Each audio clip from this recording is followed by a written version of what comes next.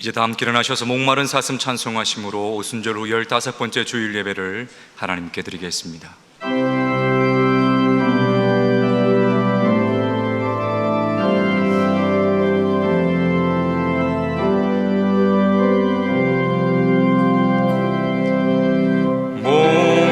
목마른 사슴 시내 물을 찾아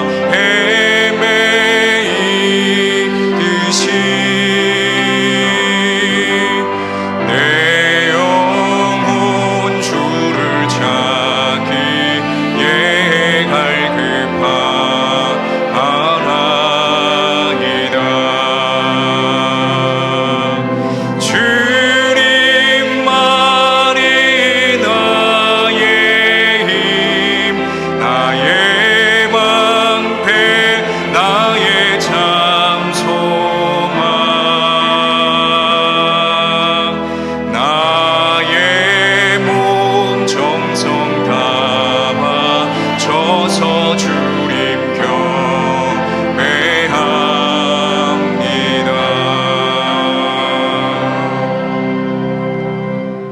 여호와의 산에 오를 자가 누구며 그 거룩한 곳에 설 자가 누구인가? 곧 손이 깨끗하며 마음이 청결하며 그 뜻을 허탄한 데에 두지 아니하며 거짓 맹세하지 아니하는 자로다. 그는 여호와께 복을 받고 구원의 하나님께 의를 얻으리니 이는 여호와를 찾는 족속이요 야곱의 하나님의 얼굴을 구하는 자로다. 하나님은 영이시니 예배하는 자가 영과 진리로 예배할지니라. 아멘.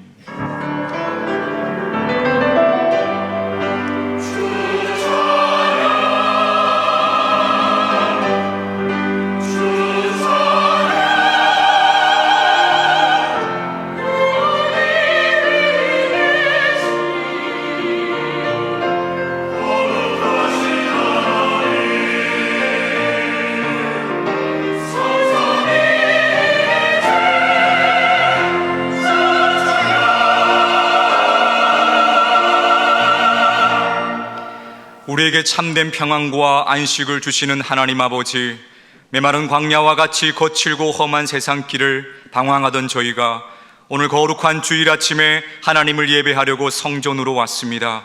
예배하는 이 시간 우리의 귀를 열어 목자가 되시는 주님의 음성을 듣게 하여 주옵소서. 우리의 눈을 열어 하늘 보좌에 앉아 계신 창조주 하나님의 영광을 보게 하여 주옵소서. 성령님으로 충만케 하사 진리의 말씀으로 배부르게 하시고 풍성한 은혜를 받아 우리 영혼이 참된 만족을 누리게 하여 주옵소서.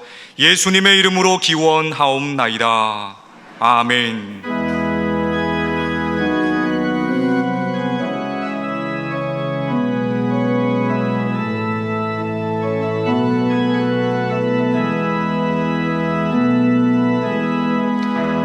은혜 아니면 살아갈 수가 없네. 호흡마저도 다 주의 것이니 세상 평안과 위로 내게 없어도 예수, 오직 예수뿐이네. 신괴회 나 볼 수도 없고 작은 문 안에 지쳐도 주께 묶인 나의 모든 삶 버티고 견디게 하시네.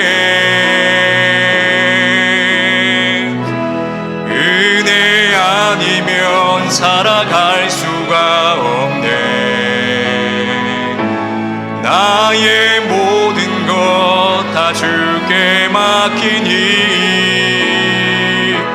참된 평안과 위로 내게 주신 주 예수, 오직 예수뿐이네.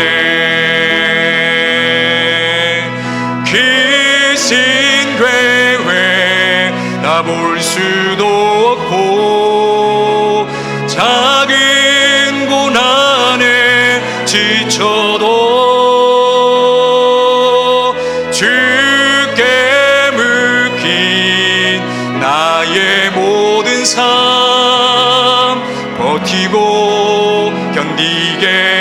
주시네. 은혜 아니면 살아갈 수가 없네. 나의 모든 것 다 주께 맡기니 참된 평안과 위로 내게 주신 주 예수, 오직 예수뿐이네.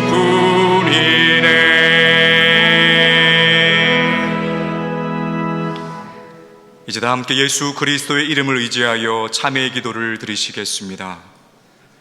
만유의 주가 되시며 온 땅과 만민을 심판하시는 하나님, 너희가 육신대로 살면 반드시 죽으리라 경계하신 말씀을 기억합니다. 말씀 속에 담긴 주님의 뜻을 잘 알고 있으면서도 저희는 지난 한 주간 동안도 육신의 욕심을 따라 살았습니다. 안일하며 사치하며 음란하며 시기하며 질투하며 분노했습니다. 교회 안에서도 수군거리며 당을 지어 하나님의 뜻을 이루는 일에 방해가 되었습니다. 주님, 이 모든 죄를 용서해 주옵소서. 이제 계속해서 하나님과 자신만이 아는 은밀한 죄를 침묵 가운데 고백하겠습니다.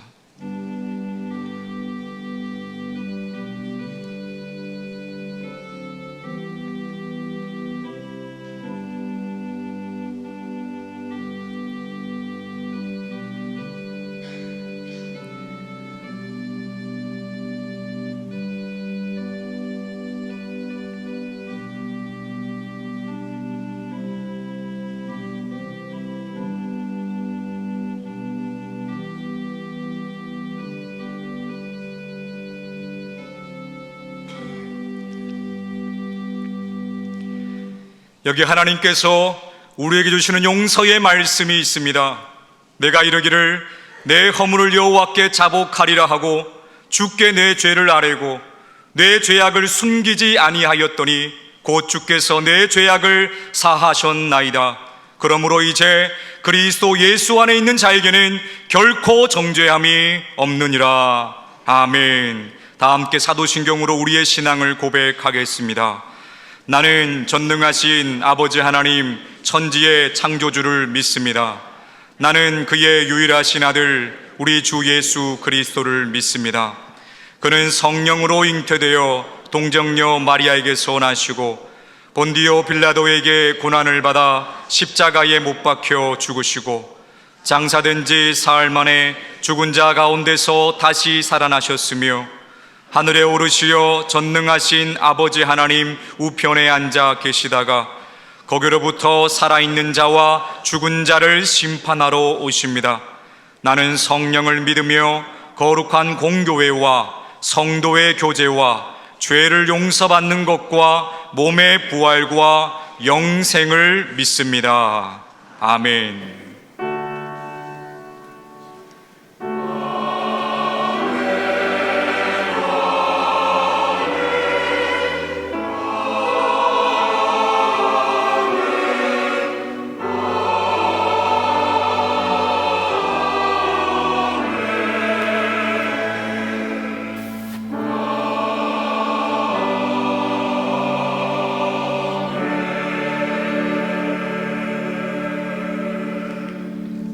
모두 자리에 앉으셔서 성시교독 하시겠습니다. 성시교독은 교독문 49번 시편 108편의 말씀입니다.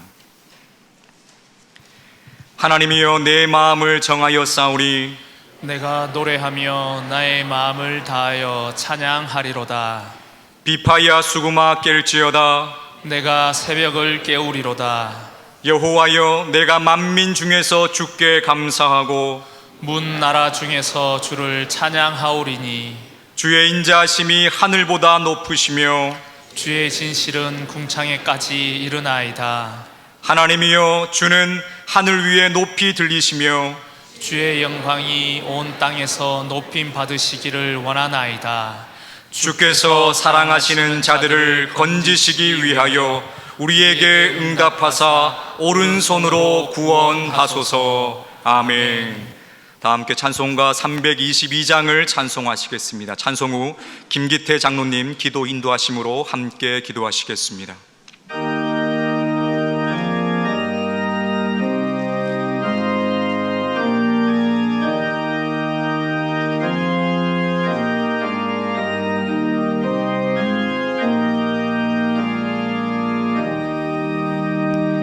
세상의 헛된 신을 버리고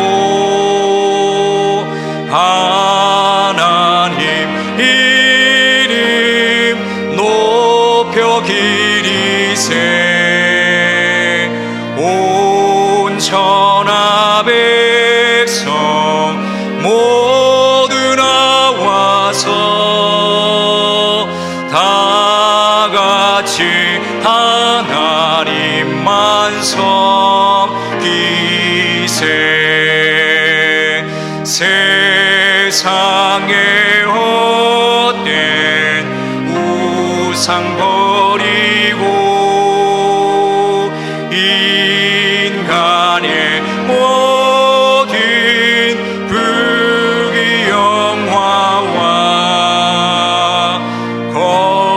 거짓과 불의 모두 버리고 온전히 하나님만 섬기세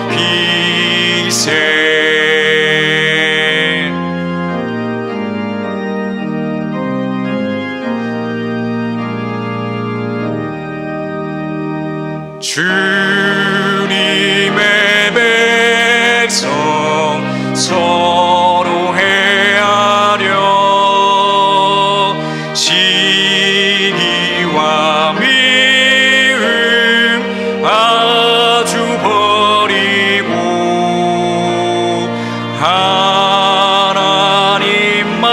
하나님만을 홀로 섬기는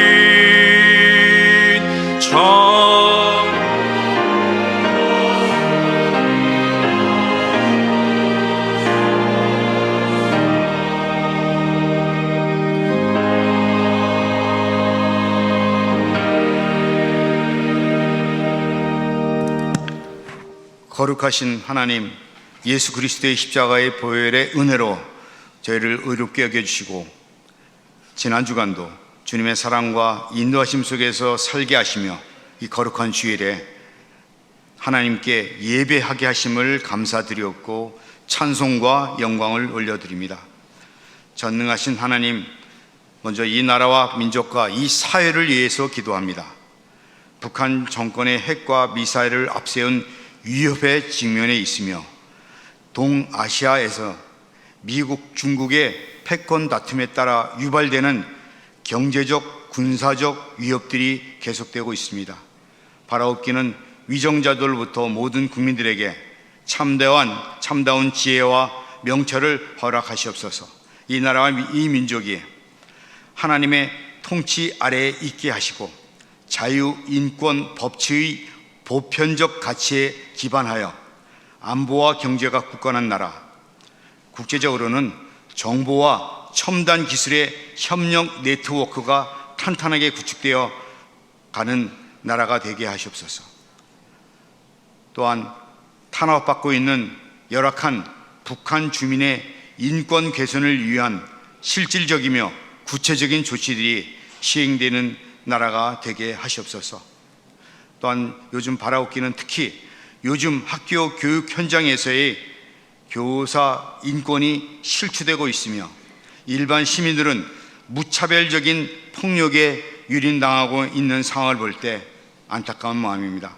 자비로우신 주님, 저희들 불쌍히 여겨주시고 긍휼을 베풀어 주시옵소서.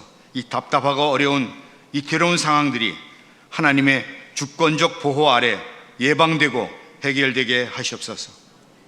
인류를 사랑하시는 하나님, 지구촌 곳곳에서 전쟁, 기근, 지진, 빈곤으로 인해 공산사회주의 독재 정권이나 이슬람 권역에서의 비상식적 종교 제도에 의해 기본적인 자유와 인권이 부당하게 탄압받고 있는 국민들이 있습니다. 자비하신 주님, 그 국민들을 불쌍히 여겨주시고 어둠의 세력으로부터 그들을 속히 해방시켜 주시고 구원하여 주시옵소서. 그들에게 하나님 말씀이 선포되게 하시며 하나님 나라의 백성들로 삼아 주시옵소서. 교회를 사랑하시는 하나님, 이번 주 수요일부터 진행되는 가을 신앙 사경회를 위해 기도합니다.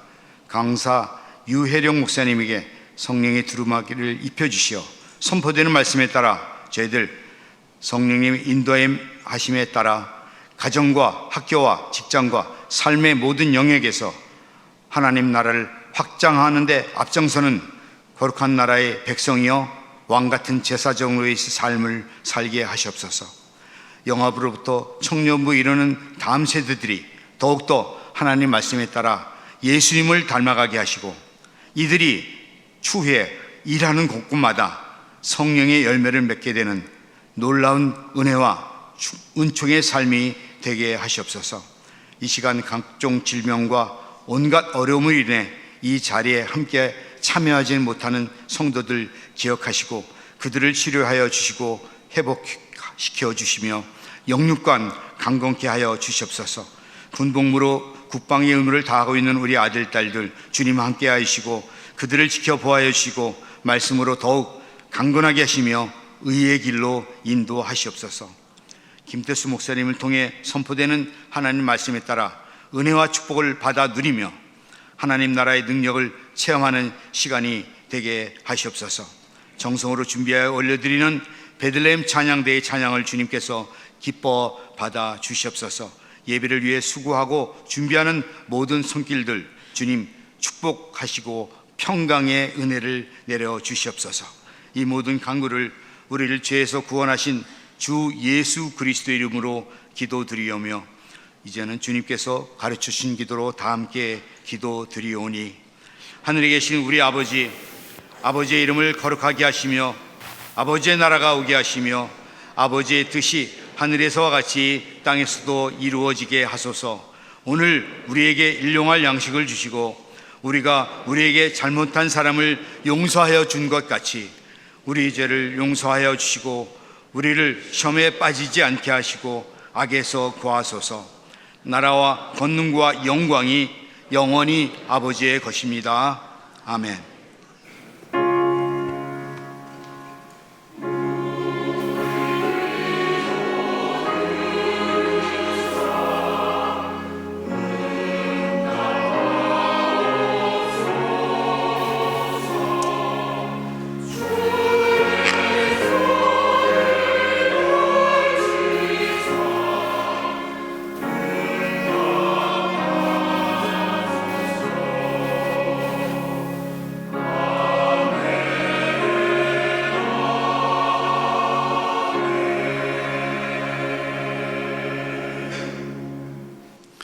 할렐루야. 주의전에 나오신 성도님들을 환영하고 축복합니다. 오늘 저에게 등록한 성도님들이 계십니다. 여현자 집사님께서 인도해 주셨습니다. 변정임 성도님 자리에 일어나 주시지요. 네. 지난 세스면 초청 주일에 오셨는데 이제 드디어 제 등록을 하셨습니다. 또 양민석 장로님께서 인도해 주셨습니다. 류선혜 성도님.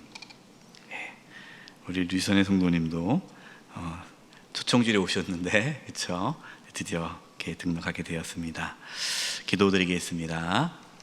하나님 아버지, 변정임 성도님, 류선혜 성도님, 이제 주의 몸된 교회에서 주님을 만나고 주님을 섬기고자 합니다.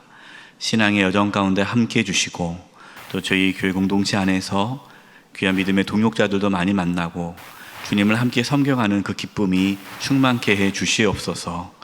이 귀한 영혼들을 하나님께서 꼭 붙잡아 주시고 하나님 앞에 서는 그날까지 믿음의 길을 잘 걸어갈 수 있도록 붙잡아 주시옵소서.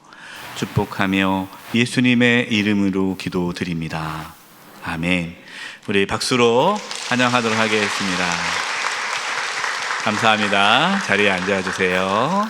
네, 앉아주시면 됩니다. 감사합니다. 이제 오늘부터 3주간 동안 신앙과 일이라는 주제로 주의 설교, 시리즈 설교를 합니다. 여러분 위해서 기도해 주시기 바랍니다. 오늘 찬양 예배는 양육위원회 주간 예배로 드리고요. 또 말씀은 김향곤 선교사님이 말씀 전해 주십니다. 네팔에서 선교하시는 귀한 선교사님이십니다.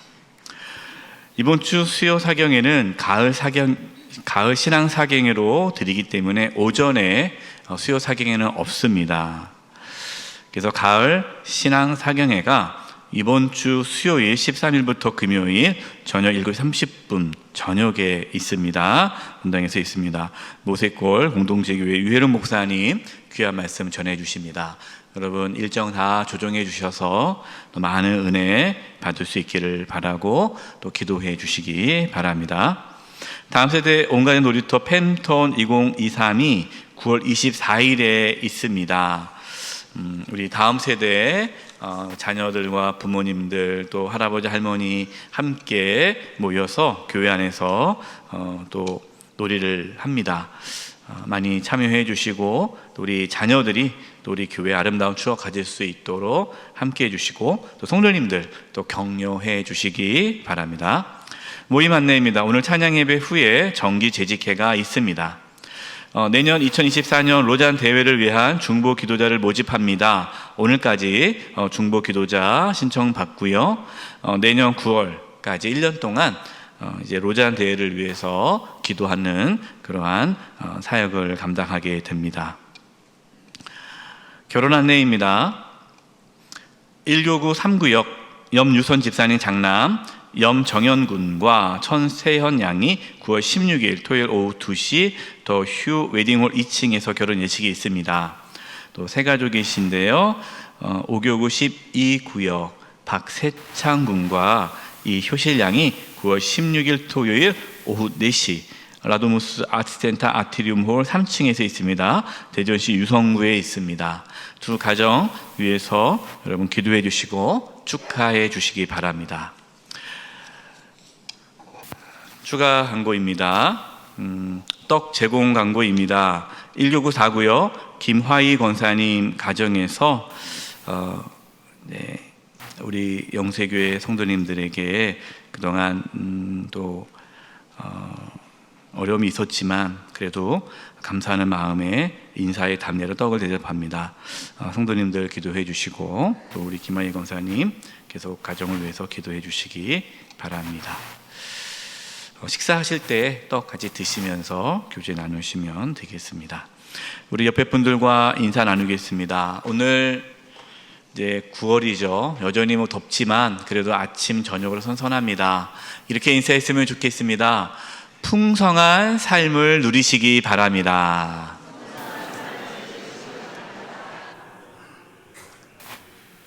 이번 주간을 위해 우리에게 주시는 하나님의 말씀은 창세기 2장 1절에서 3절 그리고 15절의 말씀입니다. 면수로는 구약 2면입니다. 하나님의 말씀을 봉독하겠습니다. 천지와 만물이 다 이루어지니라. 하나님이 그가 하시던 일을 일곱째 날에 마치시니 그가 하시던 모든 일을 그치고 일곱째 날에 안식하시니라. 하나님이 그 일곱째 날을 복되게 하사 거룩하게 하셨으니 이는 하나님이 그 창조하시며 만드시던 모든 일을 마치시고 그 날에 안식하셨음이니라. 여호와 하나님이 그 사람을 이끌어 에덴 동산에 두어 그것을 경작하며 지키게 하시고. 아멘.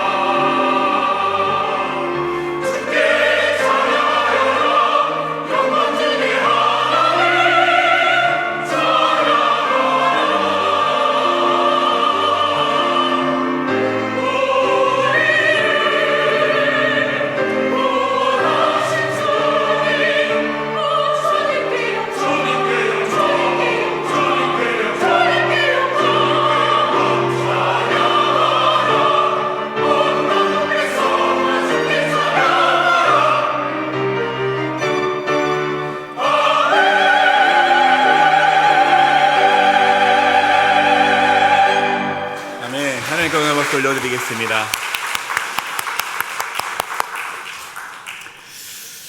오늘부터 세 번에 걸쳐서 신앙과 일이라는 주제로 말씀을 나누려고 합니다. 여러분, 여기서 일이라는 것은 뭐 직업, 직장에서만의 일은 아닙니다. 우리가 세상 속에 살아가면서 하는 모든 일, 집안일도 포함하는 거예요. 가정일도 포함하는 겁니다. 이번에 신앙과 일이라는 주제로 이렇게 말씀을 나누려는 이유는요, 우리의 대부분의 시간은 세상 속에서 일을 하면서 보내기 때문에 그렇습니다. 우리가 일주일에 교회 오는 게 그렇게 많지 않잖아요. 그리고 뭐 우리가 말씀을 읽고 기도도 한다지만 일주일에 그러한 물리적인 시간으로 본다면 사실은 그렇게 많지가 않습니다. 따라서 우리는 대부분의 시간을 세상 속에서 여러 가지 일을 하면서 보냅니다. 그런데 과연 우리는 일을 하면서 그 일이 하나님과 도대체 무슨 관계가 있을까요? 제가 청년 사역했을 때 한 청년이 저한테 와서 이러한 질문을 했습니다. 목사님, 제가 자동차 회사에서 이 램프를 만드는 연구소, 그쪽에서 일을 하고 있는데 하루 종일 일주일 내내 연구소에 들어가서 그 램프를 만든다는 거, 연구한다는 거예요. 그런데 과연 도대체 내가 이 자동차 램프 만드는 게 하나님과 무슨 관계가 있는지 모르겠다고? 신앙이 좋은 친구인데 이게 하나님과 무슨 관계가 있는지 모르겠다고 그렇게 얘기를 하더라고요. 대부분의 성도님들은 세상의 일과 하나님의 일을 구분 짓습니다. 그래서 어떤 집사님이 저한테 이렇게 얘기합니다. 목사님, 죄송합니다. 요즘 제가 너무 바빠서 교회 일을 못합니다. 나중에 시간 조금 나면 그때 하나님의 일을 하겠습니다. 제가 세상에서 일하면서 늘 하나님께 죄송하고 있습니다. 여러분, 세상에서 열심히 일하는 것이 하나님께 죄송할 일일까요? 20세기 유명한 추리소설 작가이자 저명한 기독교 사상가인 도로시 세이어즈가 기독교 교리를 다시 생각한다, 도로시 세이어즈가 현대 교회에 보내는 편지라는 책에서 이제 말을 하는데, 사실은 이분이 이 책을 쓴 건 아니에요.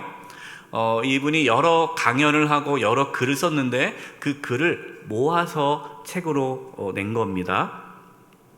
이 책에서 이 도로시 세이어즈는 교회가 세속적인 일에 관심을 갖지 않은 것을 비판하였습니다. 제가 책의 한 부분을 읽어드릴게요. 현실에 대한 교회의 영향력 중에서 가장 많이 상실된 영역은 다름 아닌 세속적 직업에 대한 이해와 존중이다. 그러니까 교회 안에서 하나님 말씀이 선포되고 또 교회 안에서 이야기를 하는데 세속적 직업, 세상에서 어떠한 직업을 갖고 그 직업에 대한 이야기를 하는 부분이 거의 없다. 실제로 이제 그런 목사님들이 있어요. 여러분, 주식하지 마십시오. 주식은 투기입니다.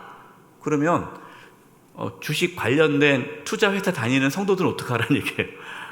다 직장 그만둬야 됩니까? 그러니까 너무 이렇게 편협적으로 세상을 바라보면서 이야기를 한다는 것이죠. 교회는 일과 신앙이 별개의 부분이 되도록 방치했으며, 그러니까 하나님의 일과 세상의 일을 구분졌다는 거예요. 이분법적으로 방치한 거예요.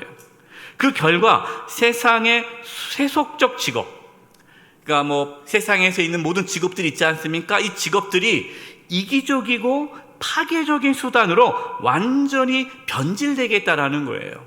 왜냐하면 성도님들이 내가 각자의 그 세상에서 어떤 직업을 가진다면 하나님과의 관계 속에서 그 직업을, 그 일을 해야 되는데 마치 세상의 일과 교회 일을 구분하다 보니까 성도들이 세상에서 하나님과 관계없이 일하다 보니까 오히려 그 세속적인 직업이 파괴되었고 이기적으로 변질됐다라는 겁니다. 그래서 세상의 지적 근로자, 그러니까 지성인들이죠. 세상의 지성인들이 상당수가 기독교적이거나 기독교에 관심을 잃어버린 상황에 처했다.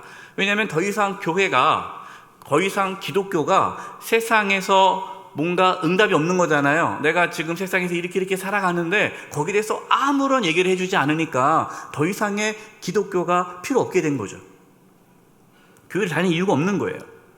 하지만 이것이 놀랄 일인가? 그렇지 않다는 거예요. 왜냐하면 우리의 삶의 10분의 9, 대부분의 시간은 우리가 세상에서 일을 하는데 교회가 전혀 신경을 쓰지 않는데 누가 교회에 관심을 두겠는가?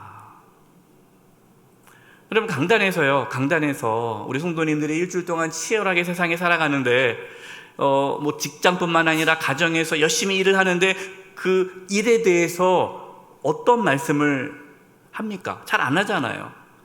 그냥 뭐만 하라고 그래요? 기도 열심히 하라고 그러고 전도하라고 그러고 말씀 읽으라고 그러고 그 이외에는 별로 얘기가 없단 말이에요. 그러나 실제적으로 성도들은 삶 속에서 많은 일들을 하는데 그 일을 어떻게 해야 될지, 무슨 일을 해야 될지 거기에 대해서는 얘기가 없다라는 것이죠. 그러고 보니까 성도들은 세상에서 어떻게 살아갑니까? 각자 알아서 살아가는 거예요. 이게 맞나? 이렇게 사는 게 맞나? 에이, 뭐 모르겠다. 기도만 하면 되지. 그러니까 기독교라는 것이 상당히 뭐 기도, 말씀 이런 것만 이야기 나누고 세상에서의 일에 대한 이야기를 나누지 않다 보니까 그 세상에서 많은 일을 하는데 그 일이 하나님과 관계가 없이 일하게 된다라는 거예요. 저는 목회를 하면서 이 부분에 대해서 고민이 참 많았습니다. 그러면서 이제 이번에 신앙과 일이라는 주제로 말씀을 나누게 되었어요. 오늘 말씀의 제목이요, 일은 축복인가요? 저주인가요? 라는 제목이에요. 여러분 생각이 어떻습니까? 여러분 세상에서 일을 하는데 그 일이 축복입니까? 저주입니까? 일을 하고 싶으신 분들, 취업하고 싶으신 분들에게는 일이 축복이겠죠. 그런데 막 직장에서 그만두고 싶고 일이 너무 힘들고 괴로운 사람은 그 일이 저주일 것입니다. 자, 그렇다면 성경에서 하나님 말씀에서는 일은 무엇이라고 말을 할까요? 축복이라고 말씀하실까요? 저주라고 말씀하실까요? 오늘 함께 나눌 말씀, 창세기 말씀을 통해서 우리는 이 사실을 좀 보고자 하는데요. 여러분, 하나님은 어떤 분이십니까? 하나님은 세상을 창조하신 분이세요. 근데 하나님 세상을 창조하실 때 무엇을 했다라고 말씀하죠? 창세기 2장 2절입니다. 우리 같이 한번 읽어보겠습니다. 시작. 하나님이 그가 하시던 일을 마치시니 모든 일을 그치고 하나님께서 일을 하셨다는 거예요. 하나님은 일하십니다. 지금도 하나님은 일을 하세요. 사람을 하나님의 형상으로 창조하셨죠. 그러면 사람이 하나님의 형상으로 창조되었다라는 것은 사람은 어떤 모습으로 창조된 거예요? 일하도록 창조된 거죠. 사람은 일하도록 창조되었기 때문에 사람은 일할 때 행복한 거예요. 하나님께 사람을 만드시고 어떻게 하셨습니까? 창세기 2장 15절입니다. 이 말씀이 참 중요한 말씀이에요. 이 말씀은 창세기 2장 15절 말씀을 같이 한번 읽어보겠습니다. 시작. 여호와 하나님이 그 사람을 이끌어 에덴 동산에 두어 그것을 경작하며 지키게 하시고. 아멘. 하나님께서 사람을 창조하셨습니다. 그리고 에덴 동산을 만드셨어요. 그 에덴 동산에 사람을 끌어다가 거기서 그 에덴 동산에서 경작하게 하고 에덴 동산을 지키게 했습니다. 여러분 한번 생각해 보세요. 가끔 이제 뭐 어느 섬, 노예섬 같은 데 잡아다가 이렇게 소금 하고 막 그것처럼 느껴집니까? 하나님께서 사람을 만들어 가지고 노예처럼 부리기 위해서 에덴 동산을 만들고 거기 가서 너 가서 일해. 그럼 중노동하고 막 괴롭게 막 그렇게 아담과 하와가 일했을까요? 그렇지가 않다는 거죠. 이 경작하다, 에덴 동산에서 하나님께서 그것을 경작하게 했다는데 경작하다는 단어가요, 히브리 말로 아바드입니다. 아바드. 우리 청년부 공동체 찬양팀 이름이 아바드인데요. 이 아바드라는 단어가 경작하다인데 또 다른 단어의 의미로는요, 봉사하다, 예배하다라는 뜻이 있어요. 그러니까 하나님은 사람을 창조하셨고 사람이 세상에서 봉사하며 하나님께 예배하게 하셨다라는 건데, 놀랍게도 땅을 경작하는 것이 단순한 육체의 노동이 아니라 하나님께 예배하는 행위다라는 겁니다. 이렇게 본다면 일은 하나님께서 주시는 축복이죠. 도르치 세이어즈가 또 이런 말을 해요. 일을 보는 기독교적인 관점은 무엇인가? 그러니까 우리 그리스도인들은 일을 할 때에 어떠한 관점으로 일을 보아야 되는 것인가? 무엇보다도 살기 위해 일해야 하는 것이 아니라 일하기 위해 살아야 한다는 것이다. 그러니까 살기 위해 내가 일하고 싶지 않은데 먹고 살아야 되니까 어쩔 수 없이 일하지, 이렇게 하면 안 되고요. 일하기 위해서 내가 산다라는 생각을 가져야 된다는 얘기예요.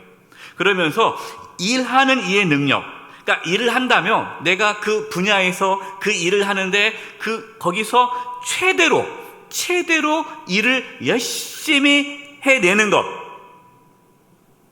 곧 자신을 하나님께 드리는 수단이며, 여러분이 직장에서 열심히 일하고 여러분이 할 수 있는 그 역량 최대치를 끌어올리는 것이, 그것이 하나님께 드리는 수단이다. 이게 하나님께 예배가 된다라는 거예요. 반드시 그리 되어야 한다 하는 거죠. 여러분, 참 놀랍지 않습니까? 우리가 세상에서 일하는 것이요, 하나님과 관계가 없는 일이 아니다라는 거예요. 교회 안에서만 하는 일이 하나님의 일이고, 내가 직장에서, 내가 사회에서 내가 하는 모든 일이 하나님과 관계 없는, 그게 아니라 하나님과 관계가 있을 뿐만 아니라 내가 세상에서 하는 모든 일이 하나님께 예배가 되는 것이고 세상을 섬기는 일이 된다라는 것입니다. 여러분, 그렇기 때문에 우리는 세상에서 일을 할 때에 열심히 해야 할 뿐만 아니라 그 일이 하나님의 일이라는 사실을 잊어서는 안 됩니다. 집에 설거지할 때, 청소할 때, 아이를 양육할 때에, 또 직장에서 일을 할 때에, 내가 잠깐 아르바이트를 하더라도 내가 밖에서 하는, 세상에서 하는 모든 일들이 하나님의 일이라는 사실을 잊어서는 안 돼요. 하나님께서는 우리에게 세상 속에서 일을 하라고 명령하셨습니다. 창세기 1장 28절입니다. 하나님이 그들에게 복을 주시며 하나님이 그들에게 이르시되 생육하고 번성하여 땅에 충만하라. 땅을 정복하라. 바다의 물고기와 하늘의 새와 땅에 움직이는 모든 생물을 다스리라 하시니라. 아멘. 하나님께서요, 사람에게 복을 주셨다는 겁니다. 복. 그 복이 뭡니까? 땅을 정복하고 모든 생물을 다스리라는 거예요. 여러분, 그래서 정복하고 다스린다는 것이 착취하고 억압하고 막 빼앗고라는 것이 아니라 하나님께서 만드신 세상을 잘 관리하라는 거예요. 여러분, 이것이 우리에게 주신 사명이고 이것이 우리에게 주신 복이고 이것이 우리가 세상에서 하는 일인 것이죠. 여러분, 우리는 이분법적인 신앙에서 벗어나야 돼요. 하나님의 일을 하는 것이, 교회에서 봉사하는 것이 하나님의 일이다. 또 세상에 나아가서 복음을 전하는 것이 하나님의 일이다 라고 이렇게 너무 단순하게 만들어 버리고 있는데, 여러분, 그것은 하나님의 일을 너무나 좀 좁게 이해하는 거예요. 하나님은 우리가 세상에서 하나님께서 맡겨주신 세상 잘 다스리고 관리하기를 명령하셨어요. 일터 신앙을 강조했던 폴 스티븐스 목사님은요, 이런 말을 했습니다. 일은 하나님의 형상으로 창조된 우리를 위한 위대한 선물이다.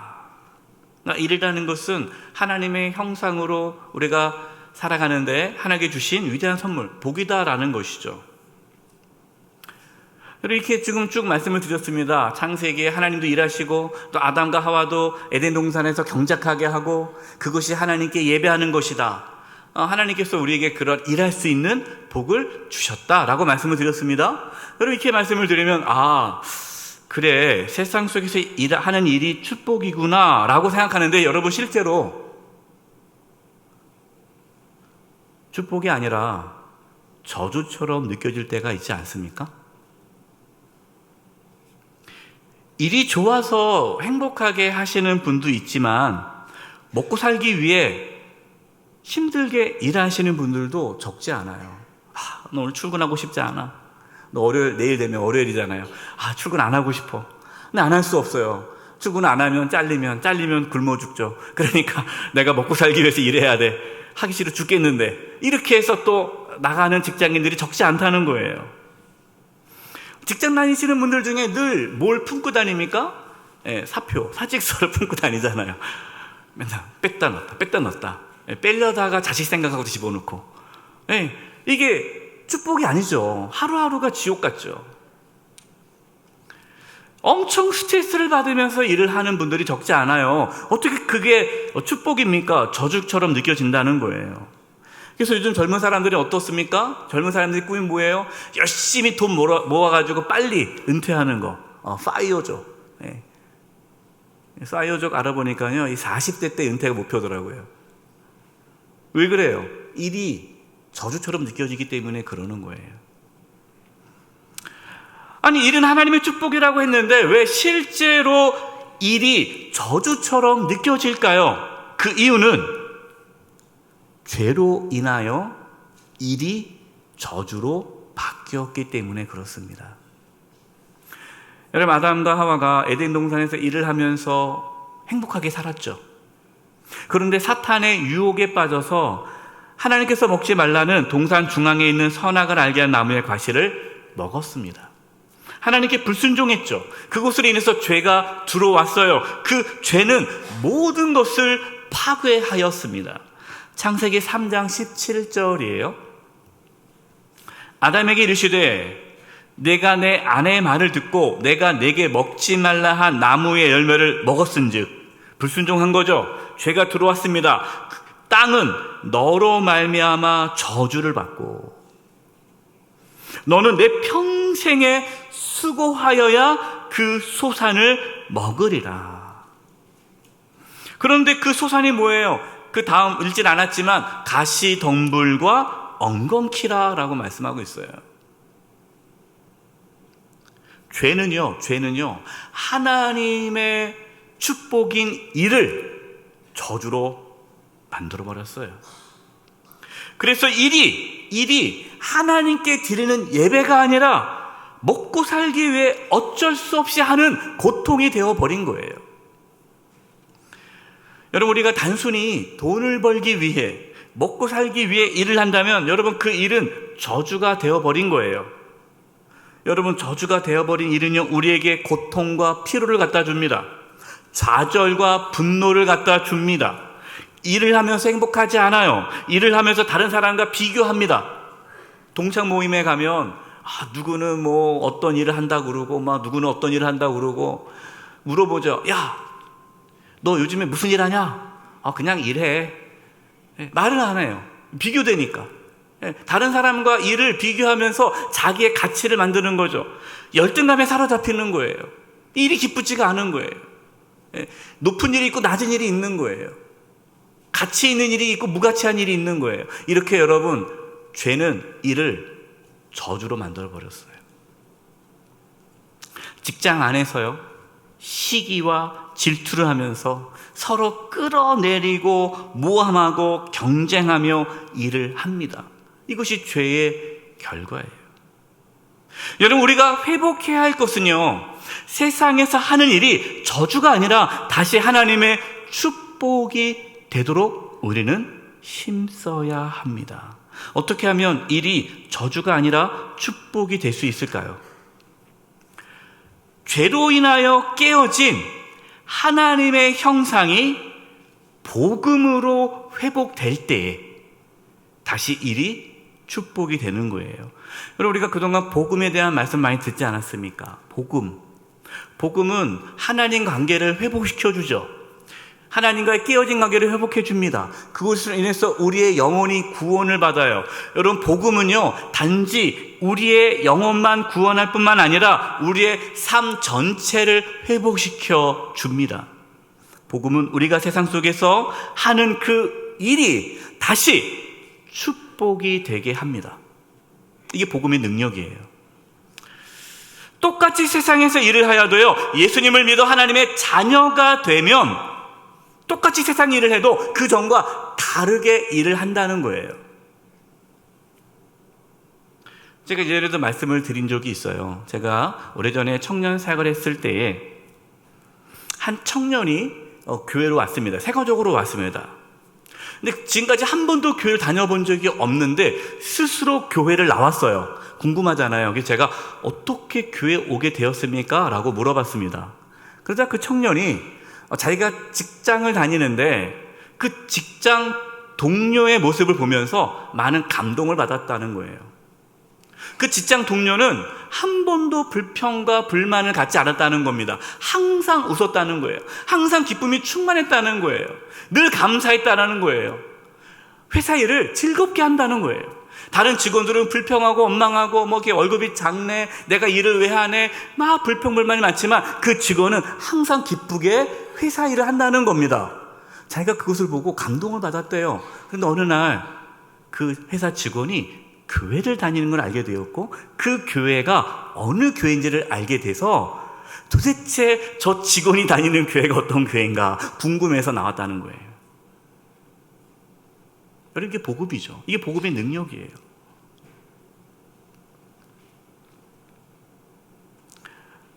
똑같은 직장을 다녀도, 내가 세상에서 다른 사람과 똑같은 일을 해도 복음을 경험한 사람은 그 회사 일이 하나님의 축복으로 다가오는 거예요. 이 은혜가 있기를 바랍니다. 복음을 경험하지 못하면요, 집안일 할 때 아유, 내가 지겨워 죽겠어, 내가 언제까지 이렇게 밥해야 돼, 집안일 하면서 내가 진짜 결혼할 때는 물에 손에 물 한 방울 묻히지 않다고 한다고 했는데 내가 이렇게 평생 고생하면 나를 살게 하다니, 막 원망하고 불평하면서 집안일을 해야 하는데 복음을 경험하면 집안일이 감사하고 기쁘고 내가 가족을 위해 이 일을 할 수 있다는 것이 너무나 행복하다는 거예요. 여러분, 하나님께서는요, 우리가 하는 일이 저주가 아니라 축복이 되도록 하기 위해 하나님께서 우리에게 중요한 것을 말씀하셨습니다. 그것이 창세기 2장 3절이에요. 하나님이 그 일곱째 날을 복되게 하사 거룩하게 하셨으니 이는 하나님이 그 창조하시며 만드시던 모든 일을 마치시고 그날에 안식하셨음이니라. 여러분, 하나님께서 왜 안식일을 우리 보고 지키라고 하실까요? 왜 안식하라고 하실까요? 왜 하나님은 일을 하시고 쉬셨을까요? 피곤해서 그랬을까요? 아니죠. 여러분, 이 안식일은요, 세상에서 하는 일이 축복이 되도록 만들어줍니다. 목사님, 우리는 물론 안식일을 지키지 않죠. 우리는 지금 주일을 지켜요. 우리에게는 주일이 안식 개념이죠. 우리가 주일 성수를 하는데 이 주일 성수가 어떻게 한 주간의 세상의 일을 저주가 아니라 축복이 되게 만들어줍니까? 궁금하잖아요. 이 부분에 대해서 팀 켈러 목사님이 팀 켈러의 일과 영성이라는 책에서 아주 잘 이야기를 했습니다. 저는 여러분에게 이 책을 꼭 추천합니다. 여러분들이 책을 읽고 싶다, 목사님 책 추천해 주세요 라고 한다면 제가 이 책을 추천하고 싶은데요, 아주 잘 쓰여졌어요. 팀 켈러의 일과 영성이라는 책이고, 제가 이 책을 통해서 많은 걸 배웠고 또 이번 시리즈 설교의 컨셉을 잡는 데 큰 도움이 된 책입니다. 꼭 한번 읽어 보셨으면 좋겠습니다. 이 책에서 우리가 일이라는 것이 저주가 아니라 축복이 되기 위해 일에 대한, 일을 우리가 하는 데 있어서 중요한 태도에 대해서 다음과 같이 말을 했어요. 일이 없으면 의미 있는 삶을 살 수 없지만 또 일만이 삶의 유일한 의미라고 말할 수 없다. 일만이. 이게 왜 중요하냐면요, 특히 남성분들은요, 직장생활 40년 그렇게 직장생활 하다가 은퇴하잖아요. 그러면 삶의 의미를 잃어버리세요. 그러면서 그냥 우울증 걸리시는 분들도 있어요. 여러분, 그러면 안 되죠. 우리가 세상에서 하는 일, 직장생활에서 하는 일, 그 일만이 삶의 유일한 의미라고 말할 수는 없어요. 그다음에 중요한 말이 나옵니다. 일을 삶의 목적으로 삼는다면, 삶의 목적이 일이에요. 그런 사람은 어떤 사람입니까? 일 중독자죠. 어떤 분들은요, 일을 너무 좋아해서요, 일을 안 하면 자기는 못 견딘다고 해요. 그래서 돈 버는 게 목적이 아니라 일 자체가 목적인 분들이 있어요. 이분들은 끊임없이 일을 합니다. 어떻게 보면 되게 성실해 보이죠. 좋아 보이죠. 하지만 여러분, 일을 삶의 목적으로 삶으면 그 일이 우상이 돼버려요. 그 일은요, 저주가 돼버립니다. 그 다음에 놀라운 얘기 나오죠. 설령 교회 사역일지라도, 교회 사역도 그 하나님의 일이, 그 사역이 목적이 돼버리면 우상이 됩니다. 그래서 목회자들도요, 이 위험에 빠질 수 있어요. 목회자들 중에 일 중독자들이 많거든요. 목회 일을 열심히 하는데 좋죠. 그런데 그 일, 하나님 일을 한다는데 그 일이 우선이 되고 목적이 되면요, 그 일은 심지어 하나님의 일도 우상이 될 수 있다. 하나님과 대적하는 우상을 만들어내는 셈입니다. 삶의 으뜸가는 태도는 주님과의 관계다. 이게 중요한 거죠. 우리가 일의 목적이 아니라 하나님과의 관계가 목적이 되어야 된다는 거예요. 일은 수단이죠. 과정이죠. 목적은 하나님과의 관계. 우리가 하나님과의 관계를 우리의 삶의 목적으로 둔다면, 그렇게 된다면 다른 모든 요소들, 일과 우정, 가족, 여가, 행복, 모든 비롯한 모든 요소들을 값지게 여긴다는 거예요. 그리고 중독과 왜곡에 이르지 않도록 막아주는 예방약이다. 네. 일이라는 것이 저주로 만들지 않고 왜곡되지 않고 축복으로 만들어준다는 거예요. 그러니까 일이 저주가 아니라 축복이 되려면 여러분, 일이 목적이 되어서는 안 됩니다. 하나님과의 관계를 우선시해야 돼요. 그래서 하나님께서는 안식일을 지키라고 한 겁니다. 안식일이 없으면요, 계속 일만 하잖아요. 일만 하다 보면은 일이 목적이 돼버려요. 하나님 관계를 놓쳐버리는 거예요. 여러분, 우리가 일주일 동안 열심히 일하다가 주일에 이렇게 와서 예배드립니다. 우리는 이 주일 예배를 통해서 하나님과의 관계를 다시 회복하는 거예요. 그러면서 하나님과 관계를 회복해서 한 주간 동안 또 세상에서 일을 할 때 그 일이 하나님과 관계되게 일을 하면서 일을 할 때 그 일이 축복이 되는 거예요. 오늘 예배는 예배대로, 또 일주일의 삶은 일주일의 삶대로 분리해서 이렇게 여러분 일주일 동안 살아버린다면 그 일은 축복이 아니라 저주가 되는 것입니다. 그래서 일과 안식이 중요해요. 여러분, 열심히 일을 해야 되지만 또 안식을 통해, 이 주의 성수를 통해 우리는 하나님 관계를 회복하고 나아가야 됩니다. 그럴 때에 일이 우상이 되지 않고 일이 하나님께서 기뻐하시는 창조의 활동이 되는 거예요.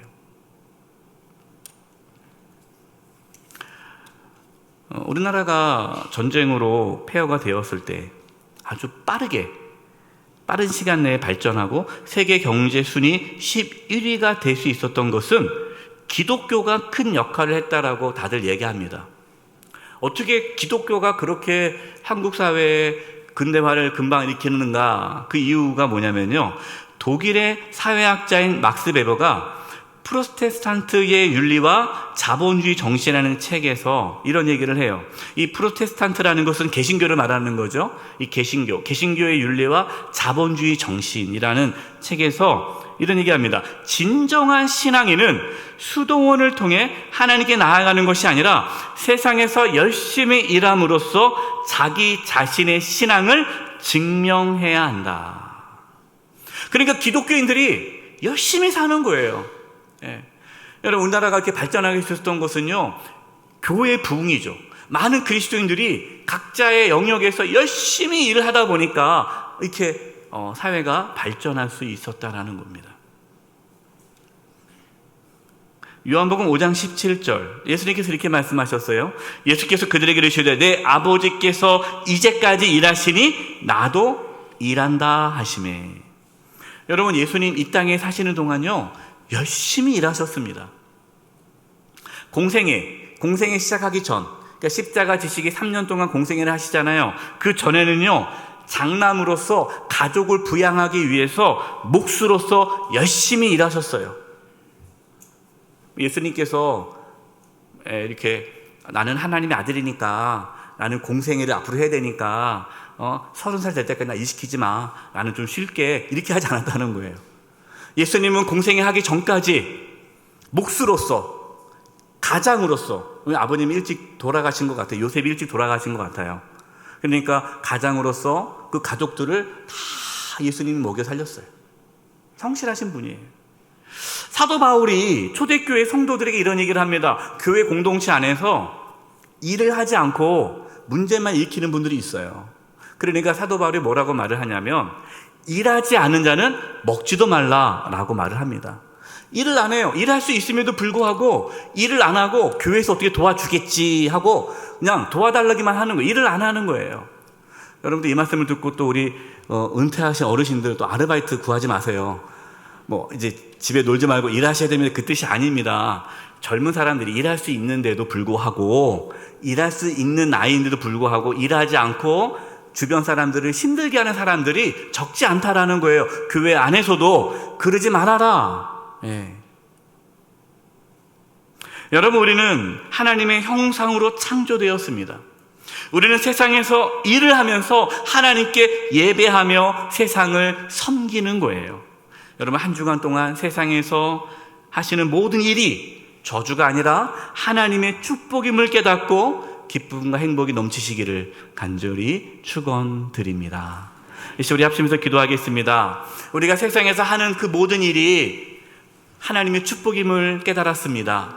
하나님 그것이 하나님께 예배하는 것이고 하나님과 관계가 회복되어야만 우리가 하는 모든 일이 또 예배가 될 텐데, 하나님, 우리가 오늘 예배 가운데 하나님을 더 깊이 만나게 해주시고 또 하나님과의 관계 속에서 한 주간 동안 열심히 일하고 하나님께 일함으로써 예배하며 일함으로써 세상을 섬기며 나가게 해 주시옵소서. 우리 이 부분으로 합심의 통성으로 기도드리겠습니다. 하나님 아버지, 감사합니다. 하나님, 저희들에게 일을 허락해 주심을 감사합니다. 우리 성도님들 이제 세상에서 나가 일을 합니다. 직장에서, 가정에서, 또 자녀들 예배하는 양육하면서 것임을 알게 또 하여 여러 가지 주시니 일들을 참으로 합니다. 감사를 드립니다. 하나님 아버지, 일이 우상이 되어지지 않게 하여 주시고 저주가 아니라 하루하루 하나님의 삶과 축복임을 그 삶 안에서 깨닫게 이루어지는 모든 하나님 일들 가운데 속에서 아버지, 하나님과의 관계 안에서 이루어질 수 또 있도록 하나님을 주께서 섬기며 인도하여 세상을 주시옵고 역사하여 섬기는 주시옵소서. 복된 일들이 되게 그리하여 하여 매일매일의 삶 안에서 주시옵소서. 일의 기쁨을, 일의 즐거움을 감사합니다. 경험할 수 있도록 주님께서 은총을 허락하여 주시옵소서. 하나님 감사합니다. 이제 세상으로 나아가 우리 성도님들 또 직장에서, 사업장에서, 가정에서, 각자의 삶의 자리에서 많은 일들을 할 텐데 그 일이 하나님의 축복임을 깨닫게 하여 주시고 하나님과의 관계 속에서 그 일이 진행됨으로 그 일이 하나님의 축복이요 은혜임을 경험케 하여 주시옵소서. 세상을 섬기는 복된 일이 되게 해 주시옵소서. 예수님의 이름으로 기도드립니다. 아멘. 다 함께 찬송가 580장을 찬송하시겠습니다. 3절 찬송하시면서 하나님께 봉헌하시겠습니다.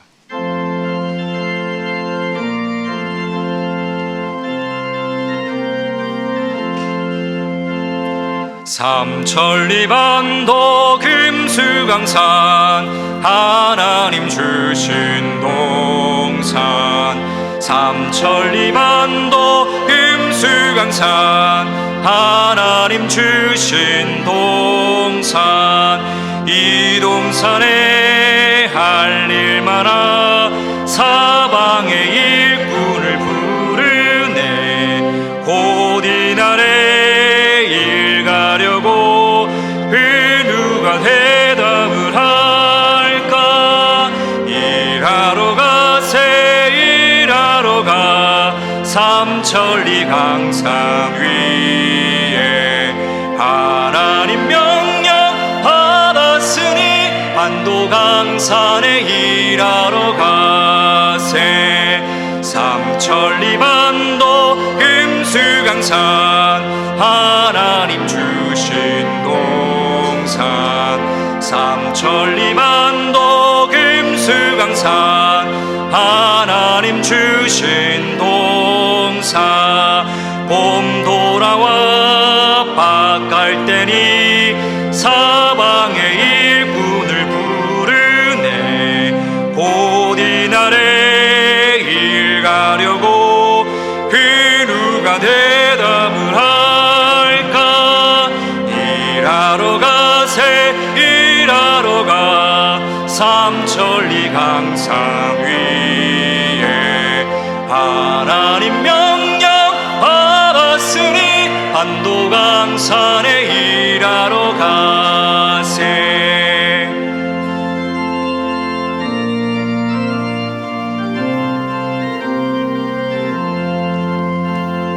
삼천리 반도 금수강산 하나님 주신 동산 삼천리 반도 금수강산 하나님 주신 동산 곡식이 거둘 때니 사방의 일꾼을 부르네 곧 이날에 일하려고 그 누가 대답을 할까? 일하러 가세 일하러 가 삼천리 강산 위에 하나님 명령 받았으니 반도강산에 일하러 가세. 살아계신 하나님 아버지, 저희들에게 믿음을 부어주셔서 이렇게 주님께 나와 예배하며 귀한 예물을 드리게 하심을 감사드립니다. 저희가 드리는 이 예물을 기뻐 받아주시고 하나님의 영광을 위하여 사용하여 주시옵소서. 몸이 연약한 성도님들이 있습니다. 주여 이 시간 찾아가셔서 치료해 주시되 몸 안에 있는 모든 암세포들이 다 사라지게 도와주시고 연약한 몸의 기관들이 정상이 되도록 이 시간 깨끗하게 치료하여 주시옵소서. 우리 성도님들이 직장과 사업장 하고 있는 모든 일들 가운데 함께해 주셔서 그 일이 저주가 아니라 축복이 되게 해주시고 그 일을 통해 하나님을 더 깊이 만나는 은혜가 있게 해주시고 그 일이 세상을 더 의롭게 하게 하여 주시옵소서. 이 땅에 살아가면서 필요한 모든 것들 하나님께서 채워주시고 부족함 없는 삶을 살아가도록 인도하여 주시옵소서. 이 나라의 민족을 지켜주시고 보호하여 주시고 하나님의 나라가 이 땅 가운데 온전히 세워지게 하여 주시옵소서. 한 주간의 삶을 주님께 의탁드리옵고 예수님의 이름으로 기도드립니다. 아멘.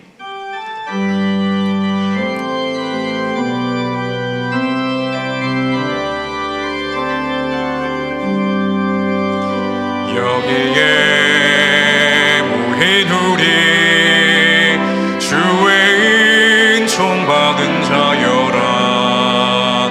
주께서 이 자리에 함께 계심을 아노라. 언제나 주님만을 찬양하며 따라가리니 시험을 당할 때도 함께 계심을 믿노라. 이 믿음 나을 그새라. 주가 지켜주신다.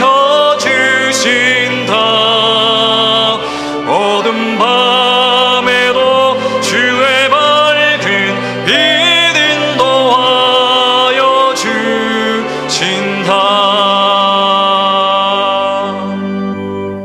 지금은 우리 주 예수 그리스도의 은혜와 하나님 아버지의 그 크신 사랑하심과 성령님의 교통하심과 충만하심이 사랑하는 성도님들 한 영혼 한 영혼 위에 그 가정과 직장과 삶의 터전 위에 한 주간 삶의 여정 위에와 영수의 교회와 이 나라의 민족 위에 이제부터 영원토록 함께하옵시기를 간절히 축원하옵나이다. 아멘.